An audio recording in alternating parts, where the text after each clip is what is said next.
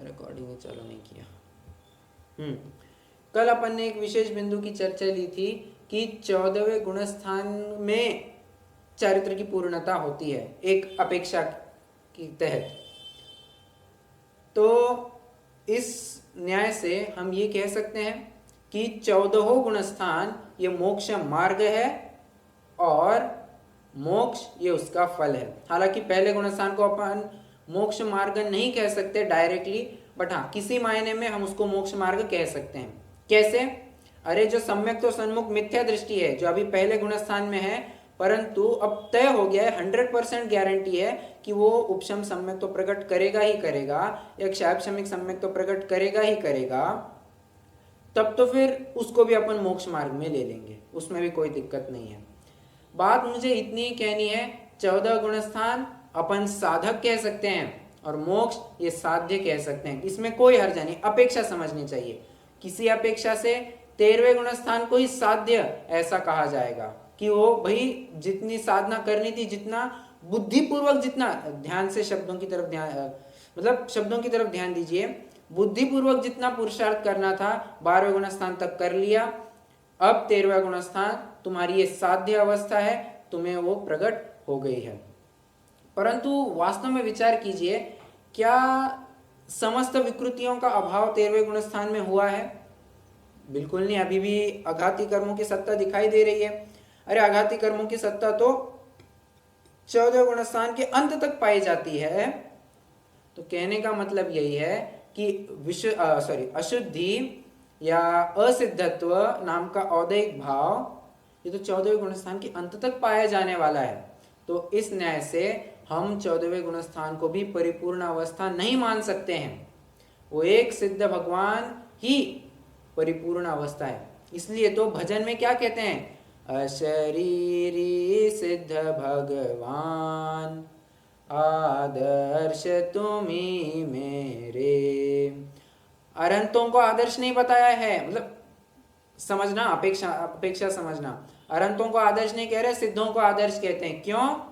परिपूर्ण अवस्था ही आदर्श हुआ करती है, अपूर्ण अवस्था कभी भी आदर्श पने को प्राप्त नहीं होती है। ठीक है, ऐसे ही जो परिपूर्ण अवस्था है, सर्वगुण संपन्न, सर्व सुख संपन्न, केवल ज्ञानमयी, केवल दर्शनमयी, अनंत सुख, अनंत वीर्य, शायिक सम्यक्त्व, क्षयिक चारित्र, अब जो अव्यापाद सुख, अगुरु लघुत्व, अव्यापादत्व और क्या है, सूक्ष्मत्व, अवगाहनत्व, 8 गुणों से युक्त, 8 गुण क्या कहे, समस्त अनंत गुण जिनके अब पूर्ण शुद्धिकरण को प्राप्त हो चुके हैं, जिनका पूर्ण शुद्ध परिणाम चल रहा है, ऐसे अशरीरी सिद्ध भगवान, अशरीरी कहिए या सिर्फ ज्ञान शरीरी कहिए, कुछ भी चलेगा, कोई दिक्कत नहीं है।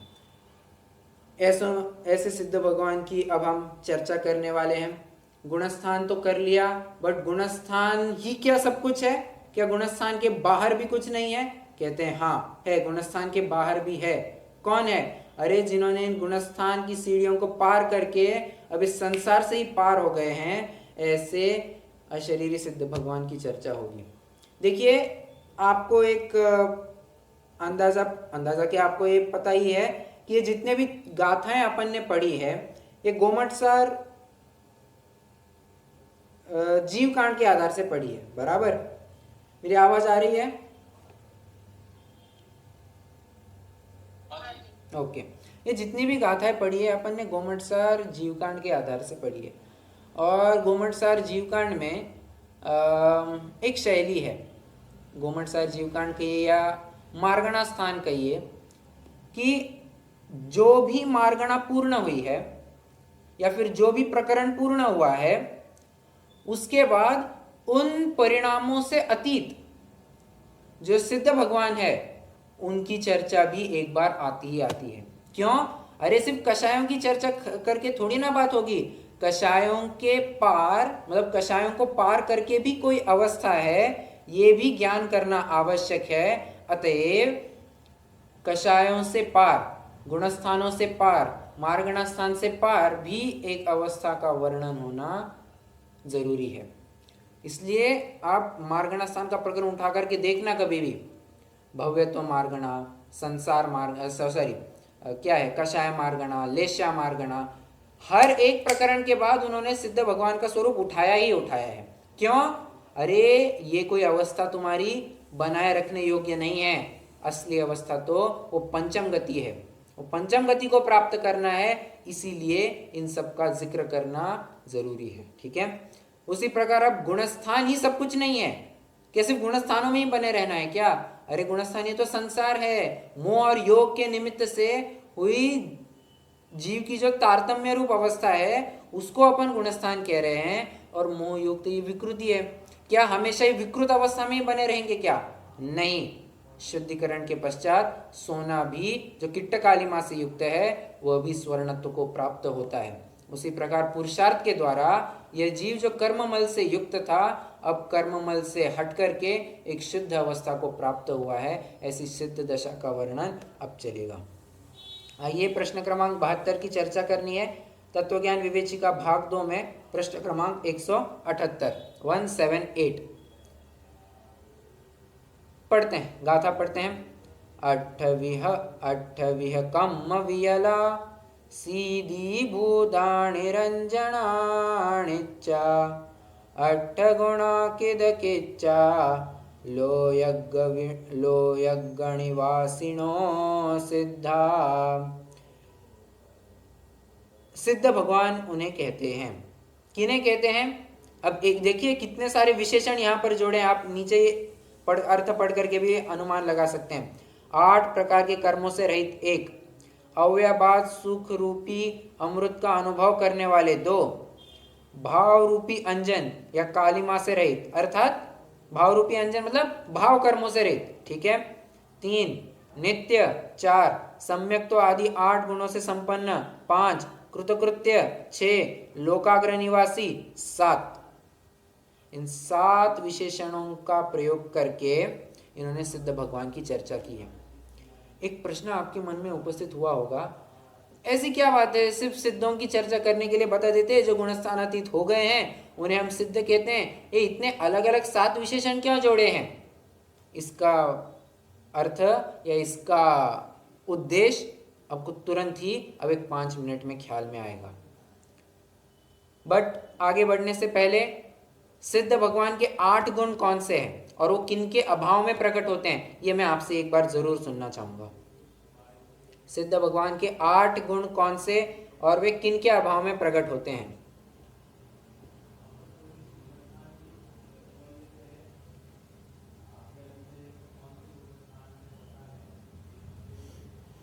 बोलिए ना, कितना आसान है। 8 कर्मों के क्षय में 8 गुण प्रकट होता है। बट किसके क्षय में? क्या?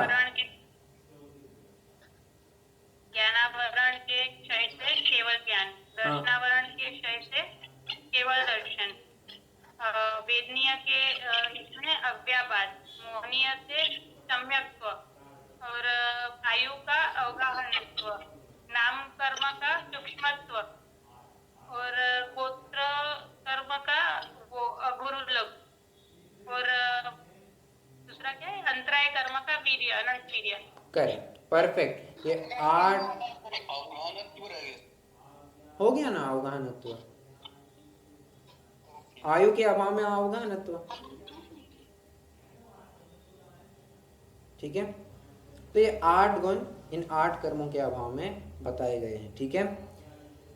देखिए अब मैं आपको ये गाथा में इस 7 विशेषण क्यों जोड़े हैं इसकी चर्चा अपन करते हैं।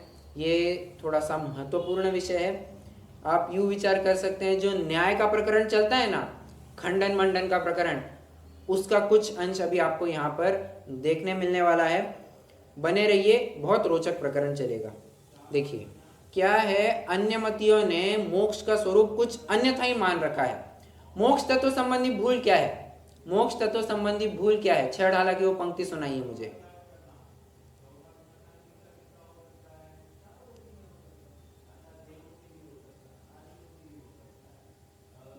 मोक्ष का स्वरूप बताइए सीधा। 6 ढाला की कोई भी एक पंक्ति उठाइए जहां पर मोक्ष का स्वरूप आया है, वो मुझे सुनाइए। ये देखिए मैंने आपको 6 ढाला के वक्त ही बताया था, कि छह ढाला का एक एक पद मैं आपको अगले प्रकरणों में याद दिलाऊंगा। देखिए मैं वही याद दिला रहा हूँ आपको, एक एक पद आपको कहीं ना कहीं एप्लीकेबल लगता हुआ मिलेगा। अब अगले सेमेस्टर में जब अपन प्रतिमाओं की चर्चा करेंगे, मैं आपको क्या कहना चाहिए, बुद्धिपूर्वक चौथी ढाल की वे जो पंक्तियां हैं उनको याद दिलाऊंगा, प्लस जो मुनि अवस्था का वर्णन आया है वहां पर क्या पंक्ति आई है उनका भी याद दिलाऊंगा। ठीक है, तो छह ढालों को बिल्कुल भी मत भूलना। छह ढाला और प्रवेशिका ये अपना बेस है। अगर बेस ही कच्चा रहा तो फिर आगे महल बांधने में कोई मतलब नहीं बनता है। ठीक है, तो थोड़ा सा छह ढाला को भी ना थोड़ा सा ऐसे रिवाइज किया करेंगे। ठीक है, बताइए मोक्ष का स्वरूप छह ढाला में किन किन पंक्तियों से बताया गया है?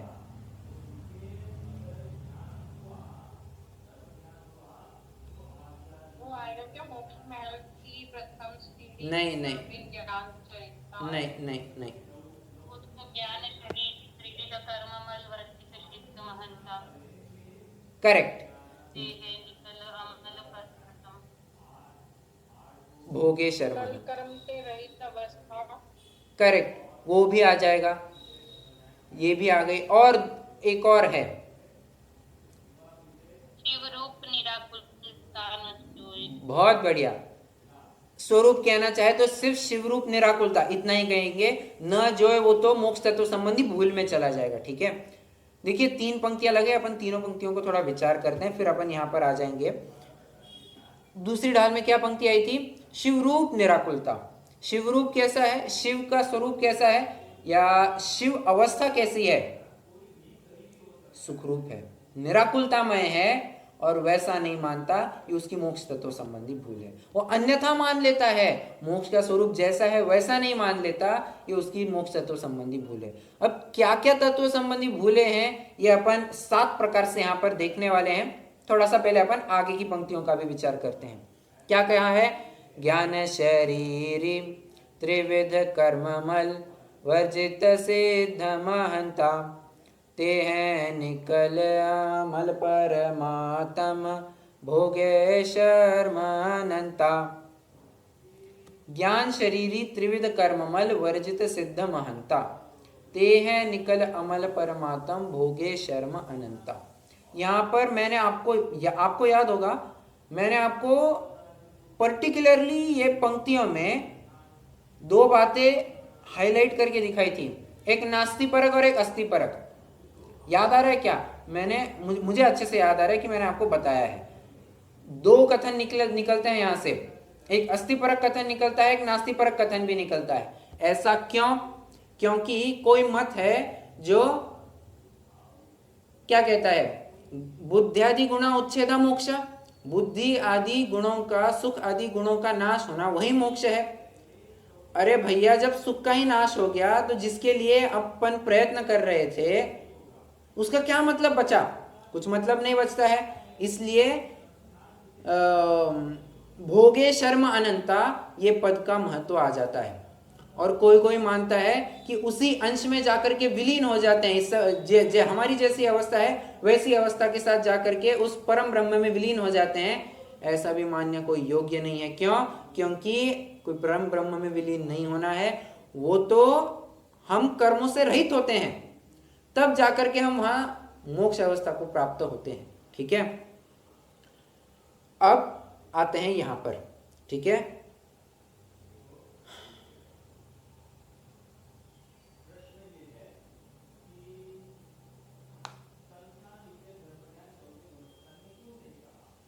अब आइए पृष्ठ क्रमांक 179 पर। ठीक है, ये बीच का प्रकरण अपन ने बहुत बार चर्चा की हुई है उसकी।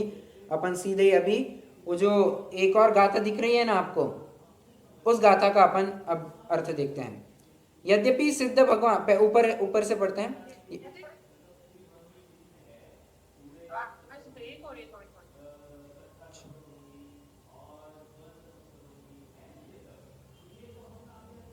आवाज आ रही है अभी? नहीं,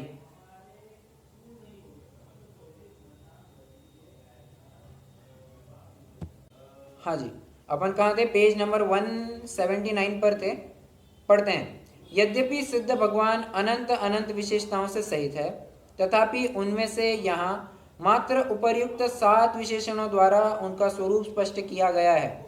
इसका कारण बताते हुए वे ही वही लिखते हैं, सदशिव शंखो मक्कड़ी बुद्धो नेयायो यवेसेसी ईसर मंडली दंसन विदूषणट्ठम कयम मेदम। 7 मतों का निराकरण करने के लिए ये 7 विशेषण दिए। कौन से 7 मत? सदशिव, सदशिव सदाशिव, शंखो सांख्य, मक्कड़ी मस्करी, बुद्धो बौद्ध, न्यायी वैशेषी नैयायिक वैशेषिक, दोनों के एक ले लिया, 1 2 3 4 5 6 7, हाँ। ईसर ईश्वर ईश्वरवादी, मंडली मंडली मतलब मंडली मत, दंसन दर्शन। यहाँ दर्शन मतलब क्या लेना है? यहाँ पर दर्शन मतलब क्या लेना? 4 अर्थों में से करेक्ट। दर्शन मतलब यहाँ पर मत, एक विचारधारा, एक फिलॉसफी या धर्म, कुछ भी कहिए, इस अर्थ में लेना है। ठीक है। अब कैसे इनका निराकरण होता है, इनकी चर्चा करते हैं। ठीक है, आगे पढ़ते हैं। यहाँ पर संस्कृत में भी कुछ छंद दिए हुए हैं, उनको भी पढ़ते हैं। सदा शिव सदा कर्मा सांख्यो मुक्तम सुखोज्झितम मस्करी किल मुक्तानाम मन्यते पुनरागतिम क्षणिकं निर्गुणं चैव बुद्धो योगश्च मन्यते अकृतकृत्यं तमीशानो मंडली चोर्ध्वगामिनम। देखिए, अब मैं ना आपको यहाँ पर ये जो संस्कृत की पंक्तियां हैं उनको 68 नंबर की गाथा के साथ रिलेट करके दिखाता हूँ। ठीक है। अठविह कम वियला, 8 कर्मों से रहित। पहला पद क्या आ रहा है? 8 कर्मों से रहित। सिद्ध भगवान कैसे हुए हैं? 8 कर्मों से रहित हुए हैं। 8 कर्म कह करके इन्होंने सिर्फ द्रव्य कर्म को हाईलाइट किया है। हम तो एक कदम आगे बढ़ करके कह रहे हैं कि द्रव्य कर्म क्या, भाव कर्म और 9 कर्म से भी रहित हो गए। ठीक है, त्रिविध कर्ममल वर्जित।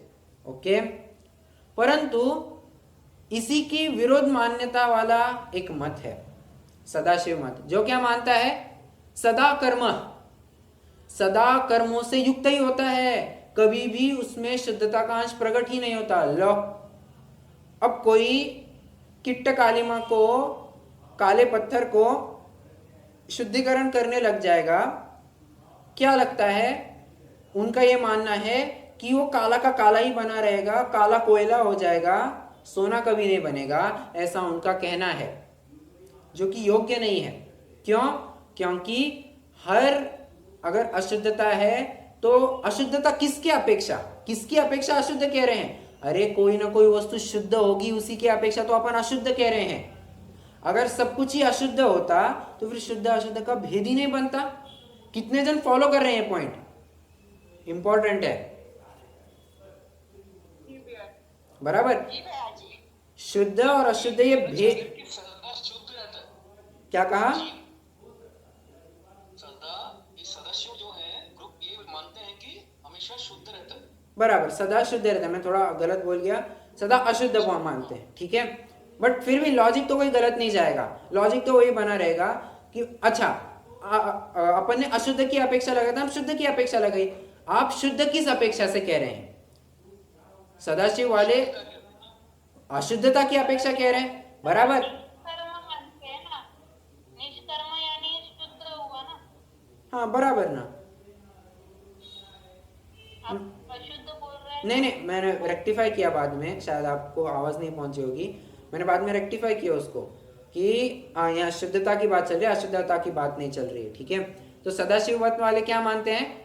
जीव हमेशा शुद्ध ही बना रहता है, अशुद्ध कभी नहीं होता। मैं अपने स्टेटमेंट को फिर से रेक्टिफाई करता हूँ। ठीक है, तो शुद्ध, मैं वही लॉजिक दे रहा हूं कि शुद्ध किस अपेक्षा कह रहे हैं? अशुद्ध होगा तभी तो आप किस शुद्ध कह रहे हैं, बराबर।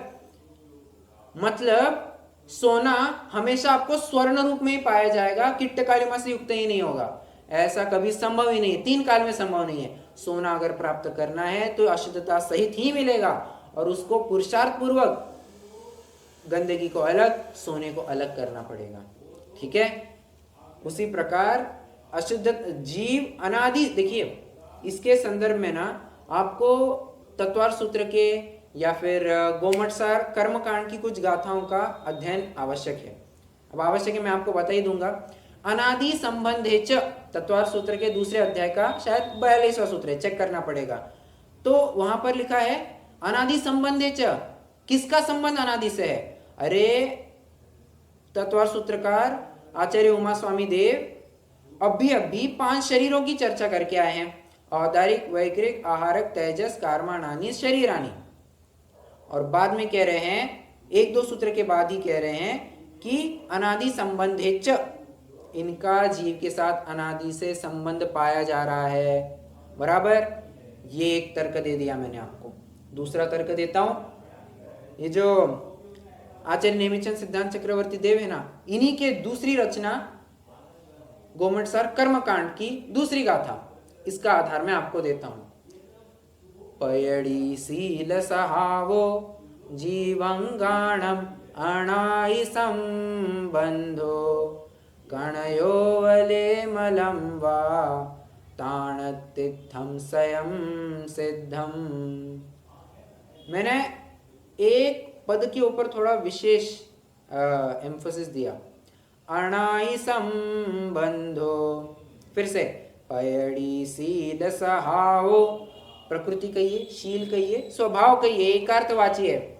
जीवंगाणम अणाई संबंधो, जीव और अंग, अंग मतलब क्या? अरे शरीर कह रहे हैं, ठीक है। शरीर कौन सा?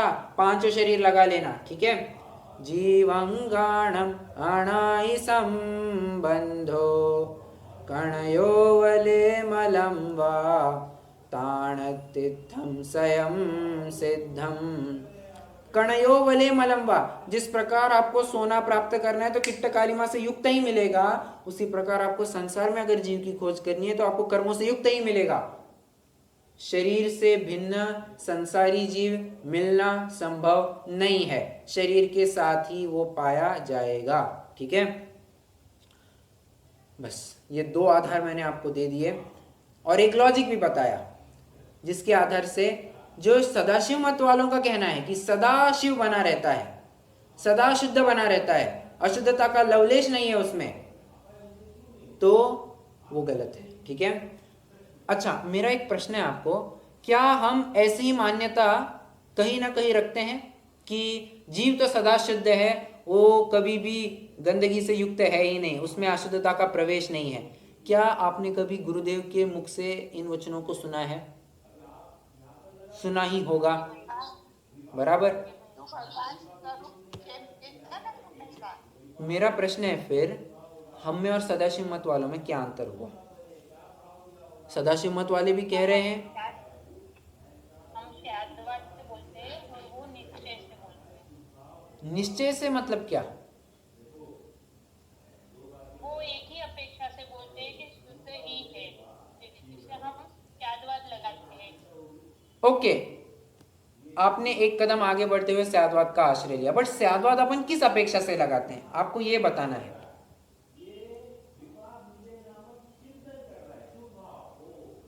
निश्चय से शुद्ध है लेकिन पर्याय में अशुद्धता है। बहुत बढ़िया, बहुत बढ़िया, परफेक्ट आंसर। द्रव्य अपेक्षा तो वो शुद्ध ही है, त्रिकाल शुद्ध बना हुआ है। समय सार गाथा 6 की टीका, उसको आप पढ़ना चाहिए। द्रव्यांतर भावेभ्यो भिन्नत्वेनोपास्यमान शुद्ध इत्यभिलप्यते, मतलब ये जीव शुद्ध है, द्रव्य अपेक्षा विचार करना तो जीव शुद्ध ही मिलेगा आपको, ठीक है। एकत्वे नियतस्य शुद्ध नयतो व्याप्तुर यदस्यात्मनो, कलश भी मिल जाएगा, ठीक है। तो वहां पर पूरे शुद्ध शुद्ध की चर्चा की है। अरे शुद्ध क्या अशुद्ध का लवलेश नहीं है क्या? वहां पर है। पर्याय में अशुद्धता अभी भी है, परंतु पर्याय में अशुद्धता के ऊपर फोकस कराने से तुम शुद्धता तो प्रकट नहीं कर सकते। तुम शुद्ध वस्तु का आश्रय लोगे तभी तो पर्याय में भी शुद्धता आएगी। इसीलिए फिर वहां पर कहा कि तू तो शुद्ध ही है। उस अपेक्षा से गुरुदेव कहा करते थे, या फिर ग्रंथों में आपको सुनने मिलेगा कि ये जीव को अशुद्धता आज तक छुई ही नहीं है। ठीक है, चलिए, एक मत का खंडन हो गया सदाशिव मत वाले। अब आगे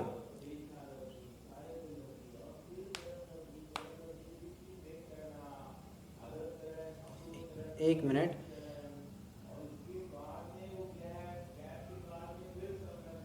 और भैया जी जो हम अपने में जैन सदाशिव बोलने से क्या बोलेंगे, कौन सा मत कहलाएगा एग्जैक्टली? सदाशिव मत वाले शैव क्या? सदाशिव मत बोलने से शैव बोलते हैं, ये लोग तो नहीं है ये। देखिए, एज सच अपन पर्टिकुलर पॉइंट आउट नहीं करके दिखा सकते हैं। जो जो व्यक्ति या जो जो मान्यता ऐसे मानते हैं, जो जो मत ये मानता है कि ये जीव हमेशा कर्मों से मुक्त होता है, आज तक कर्मों का इसको स्पर्श हुआ नहीं है, उनको सब सदाशिव मानना है। ठीक है, अपन फिर हो सकते हैं उसके कुछ अलग भेद होंगे, ऐसी मान्यता रखने वाले कई सारे मत होंगे, उन सबको सदाशिव में ले लेना। एज पर्टिकुलरली अपन पॉइंट आउट नहीं करके दिखा सकते। जहां जहां भी आपको ये स्वरूप मिलेगा आपको सदाशिव मानना है। भैया जी, हाँ जी, इसमें जो निष्कर्म मानते हैं, हाँ। ऐसा किया कहा, और अपने जैन दर्शन में जो निश्चयाभास बोलते हैं कि नहीं मैं शुद्ध हूँ पर्याय से भी, तो हाँ। वो दोनों सेम ही ना बहुत करके, कि क्या डिफरेंशिएट कर सकते हैं दोनों? अच्छा, निश्चयाभास बहुत अच्छा प्रश्न है, मैंने विचार नहीं किया, मुझे थोड़ा विचार करना पड़ेगा। मैं इसको कल बताऊंगा। ठीक है, फ्रैंकली स्पीकिंग मैंने इस पर बिल्कुल भी विचार नहीं किया है, मैं आपको चर्चा करके बताऊंगा। ठीक है, और भैया जी, ये जो मैंने ये एक बार ऐसे प्रवचन में सुना था कि ये जो मत अपने को जो बोलते हैं ना, हाँ तो जब तक जैन दर्शन में भी जैन लोगों ने भी अगर अपने चित्त भगवान का अपना स्वरूप नहीं समझा है तो वो किसी ना किसी मत को फॉलो कर लेते हैं। एग्जैक्टली उसके लिए आपको आपका पॉइंट बिल्कुल सही है, उसके लिए एक टेक्निकल शब्द आया है, प्रच्छन्न बौद्ध या प्रच्छन्न नैयायिक, प्रच्छन्न चार्वाक, ऐसे शब्द मिलेंगे। प्रच्छन्न मतलब क्या? वो चारवाक के लिए ही जैसे बोला था कि चारवाक में कैसे वो पियो पियो घी पियो ऐसे हाँ है ना, तो हाँ, ऋणम कृत्वा घृतम पिबेत, ऐसे लोग पाए जाते हैं। बराबर बराबर। तो है तो जैन, परंतु जैन का नकाब पहने ये चार्वाक मत वाला घुसा हुआ है। ठीक है, इसी को प्रच्छन्न चार्वाक कहते हैं। प्रच्छन्न मतलब चार्वाक पना ढका हुआ है, बाहर से आपको सिर्फ आउटर कवरिंग जैन का दिखाई दे रहा है। ठीक है, तो होता है, ये भी है, करेक्ट।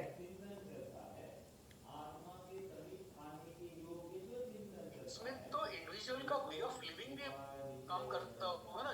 जैन है, इससे डजंट मैटर क्या? How he thinks on the life, वो भी फैक्टर। आपका आवाज क्लियर नहीं है।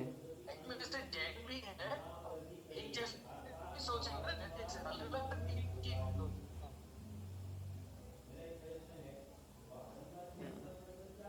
You are not clearly audible sir.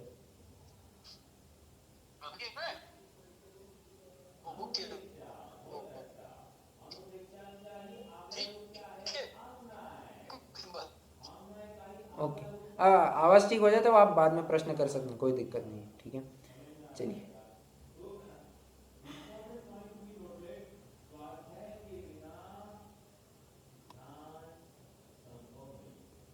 Okay, अब आइए गाथा का वो पद पढ़ते हैं।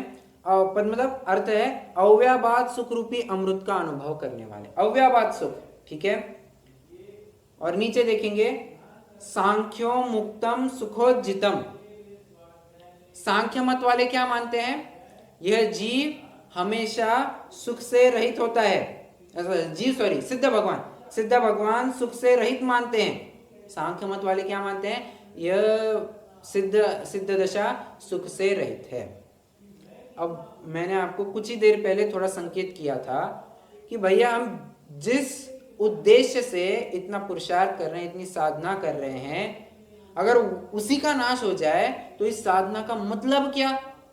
देखिए मैं कैसा एग्जांपल स्थूल एग्जांपल देता हूँ। मान के चलिए कोई 10वीं का बच्चा है। अब 10वीं का बच्चा 10वीं के एग्जाम में अच्छे मार्क्स लाने का प्रयास कर रहा है। उसका वो लक्ष्य है कि हाँ, मुझे 10वीं में अच्छे से अच्छे नंबर ला करके एग्जाम क्लियर करना है। अब उसने इतनी सारी मेहनत करी और एंड में जाकर के उसको पता चला, हे भगवान, एग्जाम तो कैंसिल हो गए। ये हुआ है, मेरे साथ हुआ है। मतलब 12वीं में ये कोविड की वजह से, मतलब मैंने पूरे साल भर मतलब अच्छे से पढ़ाई की थी, ऐसा नहीं कि कुछ टाइम पास किया, मतलब पढ़ाई की थी मैंने। और पढ़ाई को, वो आपको पता होगा कि 2021 में कोविड की सेकेंड वेव आई थी, उसकी वजह से फिर से लॉकडाउन लगा हुआ था। तो मेरी 12वीं की एग्ज़ाम भी तभी ड्यू थी। वो ऐसे कि मैं पढ़ाई करना चालू किया, मैंने रिवीजन फिर से चालू किया, उसी दिन न्यूज़ आ गई कि एग्ज़ाम कैंसिल हो गई है। अब आप विचार करना, जो साध्य लेकर के हम आगे बढ़े थे, जब उसी का नाश हो गया है तो इस साधना करने का मतलब क्या बचा? कोई मतलब नहीं बचता है, जो कि टोटली गलत है। साधना उसी की हो सकती है जो साध्य हो सकता है। जिस साध्य का नाश होने वाला है वो साध्य नहीं हुआ करता। साध्य कभी भी एक टेम्पररी वस्तु नहीं हुआ करती, ये त्रिकाल या स्थैर्यवान वस्तु हुआ करती है, हमेशा पूर्ण स्थिर वस्तु हुआ करती है। ठीक है, चलिए, सांख्य मत का भी निपटारा कर दिया। अच्छा, अब मेरा आपसे एक प्रश्न है, क्या हम सांख्य के इस वचन को किसी अपेक्षा से सत्य मान सकते हैं? देखिए, मैं आपको 3 बातें करा रहा हूं। सांख्य मत किस अपेक्षा से गलत है, उनका निराकरण, दूसरी बात उनका निराकरण किस बिंदु को लेकर के किया है, और तीसरी बात, thinking out of the box, Sankhya के इस वचनों को हम जिनागम के परिप्रेक्ष्य में कैसे विचार कर सकते हैं, मैं आपको यह भी बता रहा हूं। ठीक है, जैसे अपन ने सदाशिव मत वालों के केस में देखा, वैसा ही अभी अपन को सांख्य मत वालों के केस में भी देखना है। क्या हम किसी अपेक्षा से मान सकते हैं कि सिद्ध भगवान सुख से पूर्ण रहित है? पूर्ण रहित है सुख से। इंद्रिय सुख से पूर्ण। Perfect answer. इंद्रिय सुख से पूर्ण रहित हुए हैं, बस आपको यह अर्थ ले लेना है। ठीक है, कोई प्रॉब्लम नहीं होगी। परंतु इन्होंने सुख क्या मान लिया? इन्होंने सुख मतलब सब कुछ सुख मान लिया, जितना भी इंद्रिय को तो मान ही लिया, अतीन्द्रिय सुख को भी इन्होंने वर्जित ही बता दिया सिद्ध दशा में। ठीक है, आवाज आ रही मेरी अभी आपको? हाँ जी, बोलिए ना। अभी जैसे बोला इंद्रिय सुख से रहित है, लेकिन उनको जरूरत ही नहीं है ना, व्हेन ही इज एक्सपीरियंसिंग अतीन्द्रिय सुख। अरे हाँ, अपेक्षा लगानी है तो कैसे लग सकती है, मैं ये बताने की कोशिश कर रहा हूँ। अच्छा, ओके, ठीक है, उनको मेरे साथ मेरे पर, ठीक है, चलिए।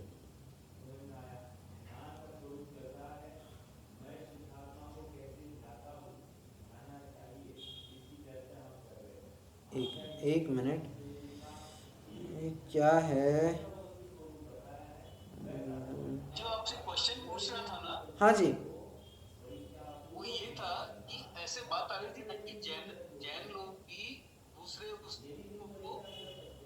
मतलब उसमें चले जाते हैं, हाँ प्रैक्टिस करते हैं कि दूसरे जो मत है, हाँ, एक्चुअली वो बेसिकली जैन लोग में भी क्या है ना, सबका वे ऑफ थिंकिंग अलग अलग हो सकता है ना। बराबर, जैसे ये जो आ रहा था ना कि क्या ईट पियो ये सब करो, हाँ तो वो it is a thought of individual personality का भी वो इशू रहता है, बराबर, इज इट नॉट? बस यही बात चल रही है। वो किसी मत में नहीं जाते हैं, किसी मत को फॉलो नहीं करते हैं, लेकिन वो थॉट्स ऐसे आते हैं करेक्ट जो करेक्ट, अलग मत को ये करते हैं, प्रेजेंट भैया जी, जहाँ तक अपने अज्ञानी है, मिथ्यात्वी है, वहाँ तक तो जो है वो अपनी विपरीत मान्यता है, तो कुछ न कुछ उल्टा ही अपन मानेंगे ना। जरूरी नहीं है। क्यों जब तक मुझे इसीलिए कहा जा रहा है ना कि जब तक जैनिज्म नहीं जानेंगे तब तक ये प्रॉब्लम रहेगी, बिकॉज आपको सही चीज मालूम ही नहीं। बराबर सारे इश्यूज हैं। बराबर। अरे जैनिज्म जानने वाले लोग भी करते हैं तो वो इसी को तो चलमा लगाट दोस्त भी बोलते हैं ना कि एकदम पक्का निर्णय करने हाँ के ना बाद ना ना ही ना ना, ए चलमलागढ़ दोष यहाँ पर मत लाना। चलमलागढ़ दोष टोटली डिफरेंट कंसेप्ट है वो, केवल ज्ञान गोचर प्रकरण है। हाँ, उसमें और इसमें पूर्णतः भिन्नता है। चलमलागढ़ दोष सम्यक तुक ही पाया जाता है और ये पूरे मिथ्या दृष्टि की अवस्था है।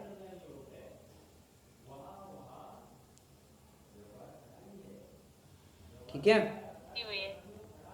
बेसिकली जैन का मैं वही कह रहा हूं, कवरिंग जैन का है।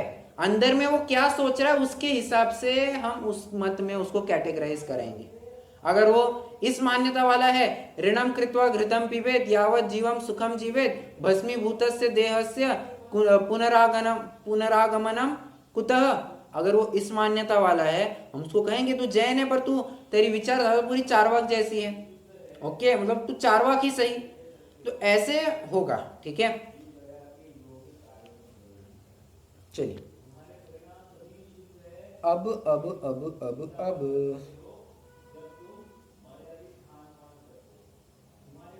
अरे यार मस्करी मत वालों का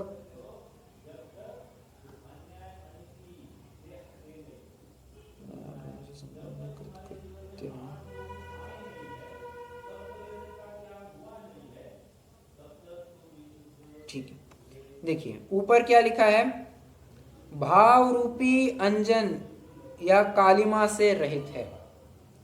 और यहां पर क्या कहते हैं, मस्करी मत वाले सिद्धों का पुनः संसार में आगमन मानते हैं। बुद्धियादि गुणों से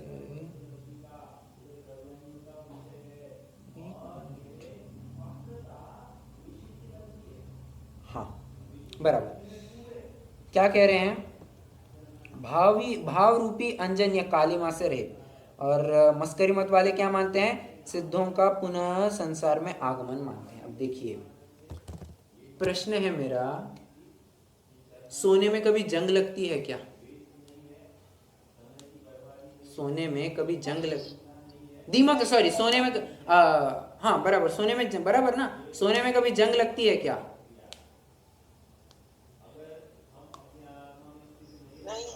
नहीं लगती। अग्नि में कभी दीमक लगती है क्या?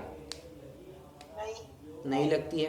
तो जिस प्रकार से वो अपनी उनकी शुद्धता है उसी प्रकार सिद्धों की भी तो अपनी शुद्धता है। अब एक बार शुद्ध हो गए, प्रश्न है मेरा, दुख के बाद सुख की अवस्था हर कोई चाहता है, एक गरीबी के बाद अमीरी की अवस्था हर किसी को मंजूर है, परंतु अमीरी के बाद पुनः उस दलदल में जाना किसी को मंजूर होगा क्या?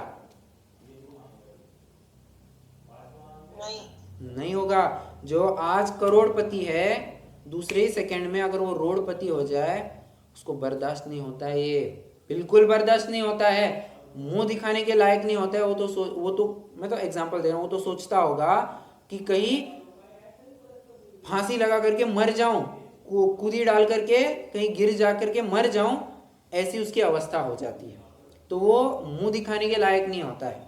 उसी प्रकार आप विचार कीजिए, सिद्ध अवस्था एक बार पूर्ण सुख अवस्था प्रकट हो गई है, अब पुनः उस अवस्था पुनः संसार की किचकिच में आना संभव है क्या? एक बार शुद्धता प्रकट हो गई, क्या पुनः अशुद्धता आना संभव है क्या? बिल्कुल संभव नहीं है। और एक कर्मों का ऐसा है, कर्मों का एक बार क्षय हो गया बस उनका आश्रय अब तीन काल में क्या कहे, अनंत काल में कभी भी नहीं होगा, अनंत काल में उनका संपर्क नहीं होगा। ठीक है, तो मस्करी मत वालों का भी यहां पर निराकरण हो गया। आगे बौद्ध मत वालों का निराकरण करेंगे। ऊपर आया है नित्या, गाथा में शब्द पढ़ेंगे नित्या, नित्या मतलब नित्य। और नीचे क्या लिख रहे हैं, क्षणिकम निर्गुणम चैव बुद्धो। ठीक है, क्षणिकम निर्गुणम चैव,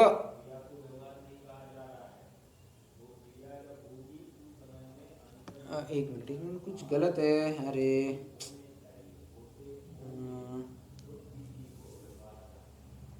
हाँ सॉरी, आपको ना करस्पॉन्डिंगली लगाना है। क्षणिकम ये बुद्धों के लिए लगाना है, और निर्गुणम आपको ये न्यायिकवादी या वैशेषिक मत वालों के लिए लगाना है। ठीक है, ये आपको करस्पॉन्डिंगली लगाना है, हाँ, 1 by 1। क्षणिकम बुद्धो, निर्गुणम योगश्च, ऐसा जानना है। ठीक है, अब बुद्ध मत वाले का तो स्लोगन ही है बुद्धम शरणम गच्छामि, और क्या है वो, सर्वम क्षणिकम सर्वम क्षणिकम, ये तो उनका स्लोगन ही है। उसी के बलबूते पर तो ये बौद्ध धर्म टिका हुआ है, सर्वम क्षणिकम, सब कुछ क्षणिक है, सब कुछ क्षणिक है। अब हर अवस्था में क्षणिक मानने वाला क्या सिद्ध अवस्था में भी क्षणिक नहीं मानेगा? बिल्कुल मानेगा, परंतु क्या यह बात सही है?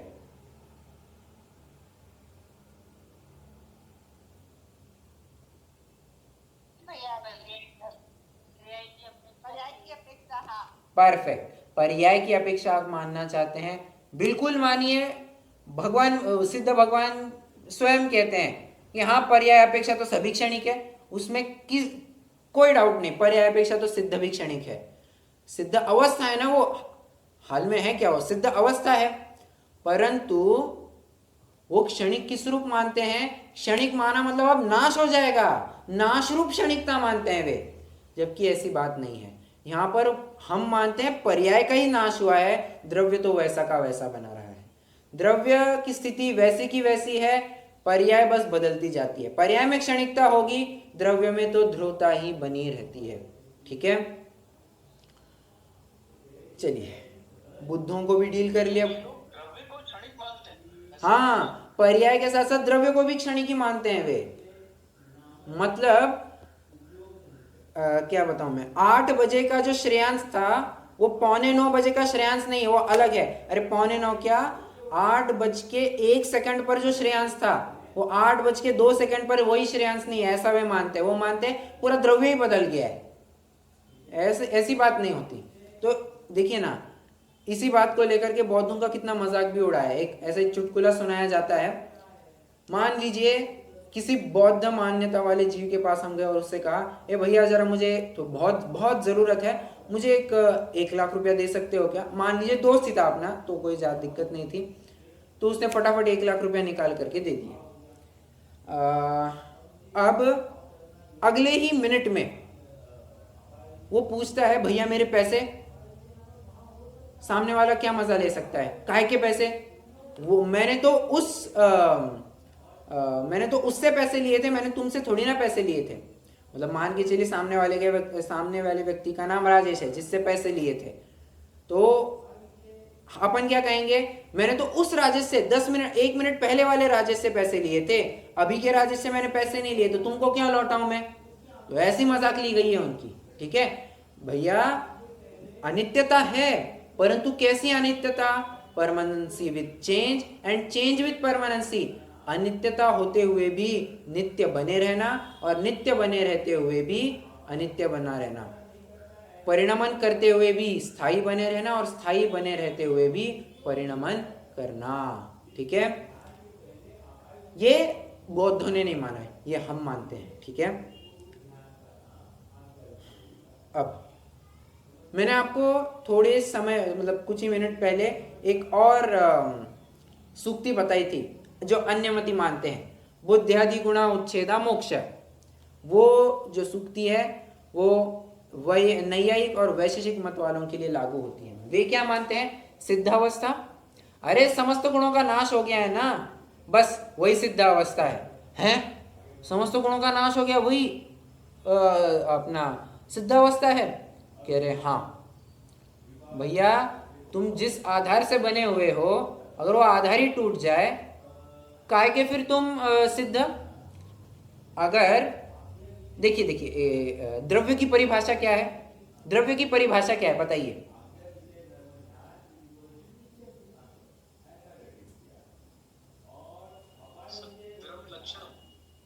अरे मैं प्रवेशिका की परिभाषा पूछ रहा हूँ भैया जी। करेक्ट, गुणों के समूह को द्रव्य कहते हैं। जब गुण ही नहीं बचेंगे तो गुणों का समूह द्रव्य ऐसा कहना बन पाएगा क्या?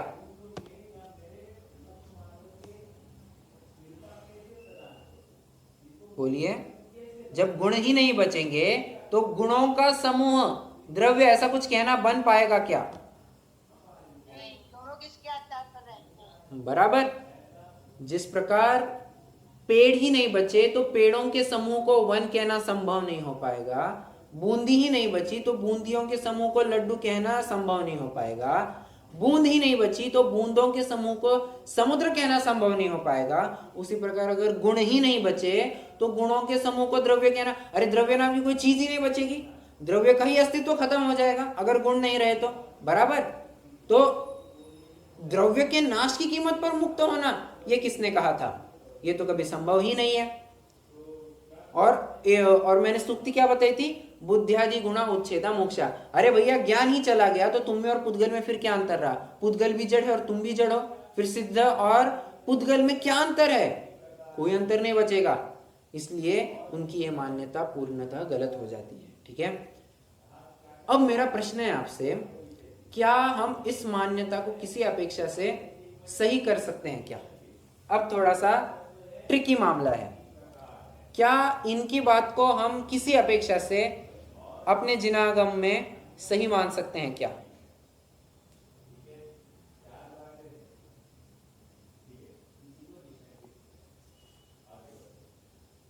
विचार कीजिए, सोचिए। वो जो विभाव गुण है उसका नाश मान सकते हैं, उनसे रहित मान सकते हैं। नहीं। अच्छा, ओके। हाँ, विभाव गुण। विभाव गुणी है ना सर? क्या कहा? विभाविक भी एक आत्मा का गुण है ना, विभाविक शक्ति। एक मिनट मैं क्वेश्चन थोड़ा रिफ्रेम करता हूं। क्वेश्चन मेरा ऐसा है, बुद्धियादि गुणा उच्छेदा मोक्षा, बुद्धि आदि गुणों का नाश सो मोक्ष। तो मेरा प्रश्न है, ज्ञान का नाश सो मोक्ष ऐसा कहना कभी बन पाएगा क्या?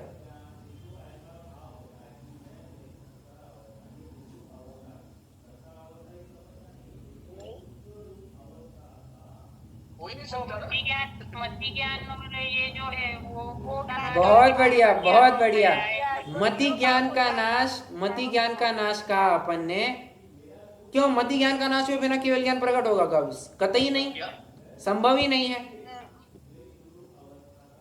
अज्ञान यहां पर नहीं लेंगे।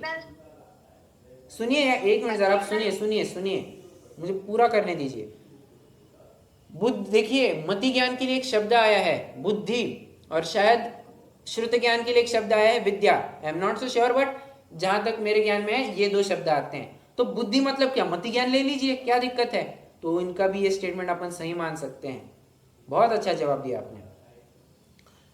तो न्यायिक और वैशेषिक मत वालों को भी सेटल कर दिया। अब किद किच्चा कह रहे हैं। किद किच्चा मतलब कृतकृत्य। देखिए कुछ सॉरी हाँ, ईश्वरवादी इन्हें अकृतकृत्य मानते हैं। ठीक है, ईश्वरवादी इन्हें अकृतकृत्य मानते हैं और अपन क्या मानते हैं? कृतकृत्य है। अब परिपूर्ण अवस्था प्रकट करने के बाद प्रश्न है मेरा, क्या फिर से कुछ करना बचता है? एक बार क्या कहूं मैं, अभी 10वीं की परीक्षा पास कर दी, फिर से 10वीं की परीक्षा पास करने के लिए कुछ लगेगा? मतलब फिर से 10वीं की परीक्षा देनी पड़ेगी? नहीं, वो तो नहीं देनी पड़ेगी। बराबर। तो अब एक बार अपने साध्य को हासिल कर लिया तो फिर से क्यों हासिल करना? कमी क्या बचती है? कोई कमी नहीं बचती है। साध्य को हासिल कर लिया, खत्म। उसके बाद कुछ भी करना बचता नहीं है। अकृतकृत्यपना इनके संभव नहीं है। ठीक है।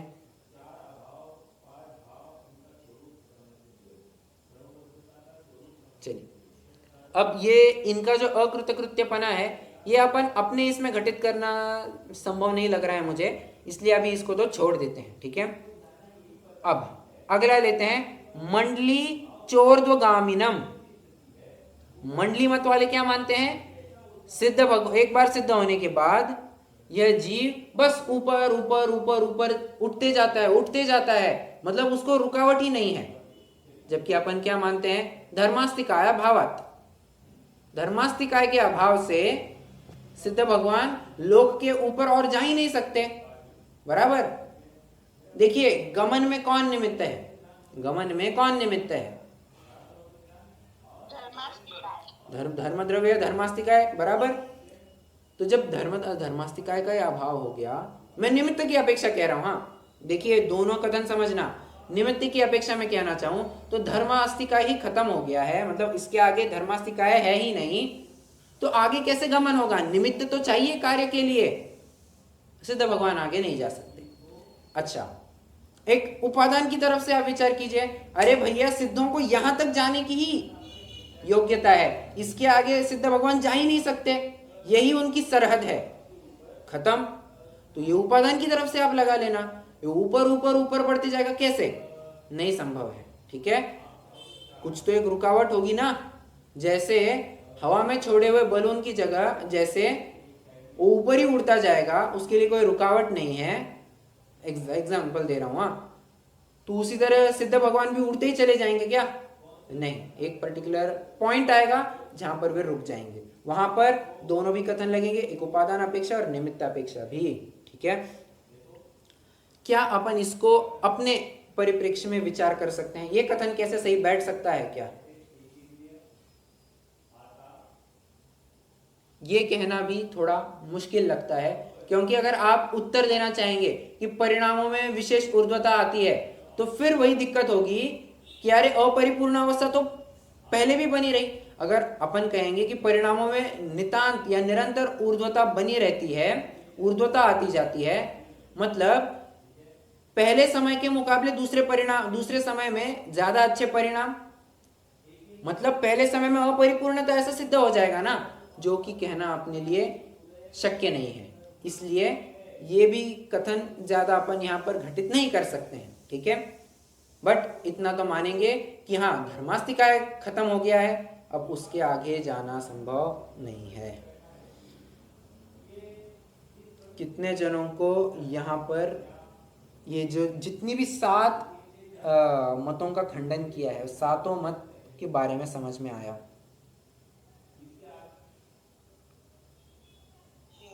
समझ में तो आ गया, लेकिन सातों साथ कंबाइन याद नहीं है। याद रखने की बात नहीं है, मैं समझने की बात कर रहा हूँ सिर्फ। नहीं, समझ में आ गया। ठीक है, बस थोड़ा बहुत समझ में आ गया। अरे थोड़ा और बहुत, ये क्या चीज होती है?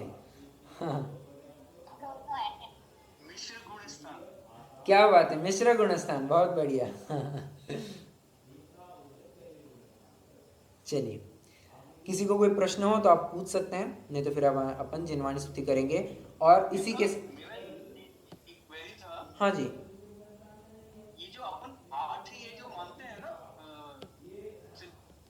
8 गुण, भगवान के गुण, हाँ, ये मतलब शाही ज्ञान, शाही दर्शन, बराबर, अव्ययवादक, सम्यक्त। हाँ एक्चुअली मैं ये जानना चाह रहा था, सम्यक्त को बेसिकली तो अपन ये समझते हैं ना, सम्यक दर्शन, हाँ एक तरफ से ऐसे ही मानते हैं ना, बराबर। तो यहाँ पे क्षायिक सम्यक्त भी आ रहा है, क्षायिक दर्शन भी आ रहा है, वो मोहिनी की अपेक्षा अपन ले रहे हैं सम्यक्त को। और क्षायिक दर्शन है दर्शनावरण। हाँ, मतलब ये यहाँ पे रिपीट हो, मतलब मुझे ऐसा लगा कि कॉमनली अपन सम्यक्त को क्षायिक दर्शन ही लेते हैं, सम्यक्त बोलने से। नहीं नहीं, सम्यक तो लेते हैं सम्यक ना। दर्शन, इनमें भी अंतर है क्या, सम्यक दर्शन और क्षायिक दर्शन में? ऑफ कोर्स अंतर है। सम्यक दर्शन कहने से अपन श्रद्धा गुण की तरफ संकेत कर रहे हैं, और दर्शन कहने से, क्षायिक दर्शन कहने से अपन दर्शनावरण के अभाव में जो गुण प्रकट हुआ है उसकी तरफ संकेत कर रहे हैं। दोनों अलग अलग है। हाँ, ठीक ठीक ठीक, ओके। चलिए, सर, हाँ जी, तो कल के क्वेश्चन में पूछना था, जो मैथमेटिक्स का सवाल कराया था ना, हाँ हाँ, में sir n upon r, r क्या चीज है? आर नहीं, वो 2 है, 2 है, 2। वो दो दो डिवाइडेड बाय 2। N upon 2। हाँ,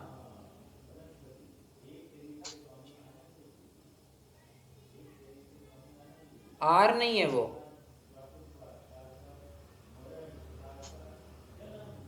ठीक है,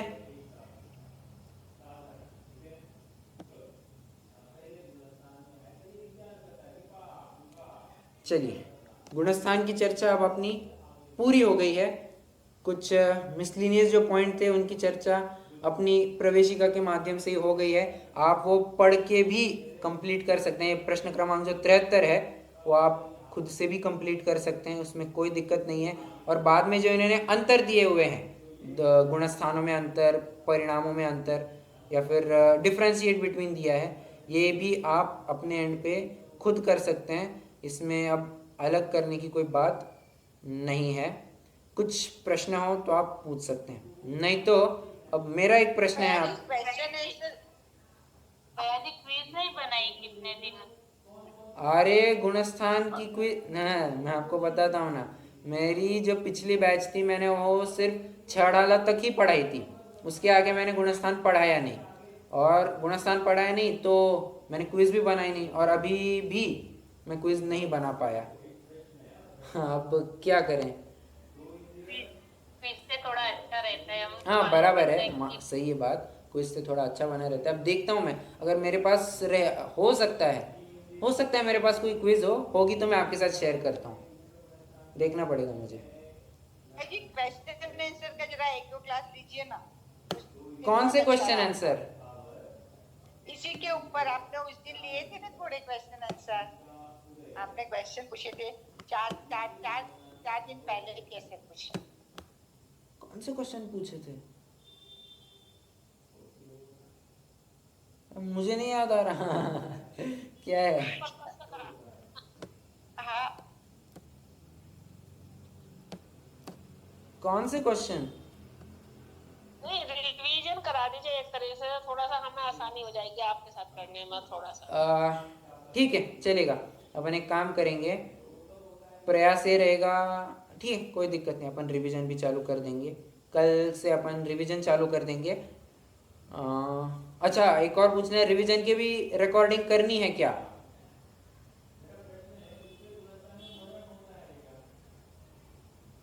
पहले रिवीजन के लिए वो कौन सा गुणस्थान कराएंगे ना, वो बोल देना तो थोड़ा पढ़ लेंगे। नहीं, अपन पहले से ही चालू करने वाले हैं। पहले से ही ना? हाँ, सारे 14 गुणस्थान अपन कंप्लीट करेंगे, तो उसकी कोई बात नहीं है। रिकॉर्डिंग करना है। ठीक है, चलेगा, उसकी रिकॉर्डिंग भी हो जाएगी। हाँ, तो उसमें कोई गलत नहीं है, उसको देखना हुआ तो बाद में सुन के ले। ठीक है, चलेगा, चलिए। अच्छा, ठीक है, कोई बात नहीं, कल ही हो जाएगा। रुकते हैं, जिनवाणी स्तुति करेंगे।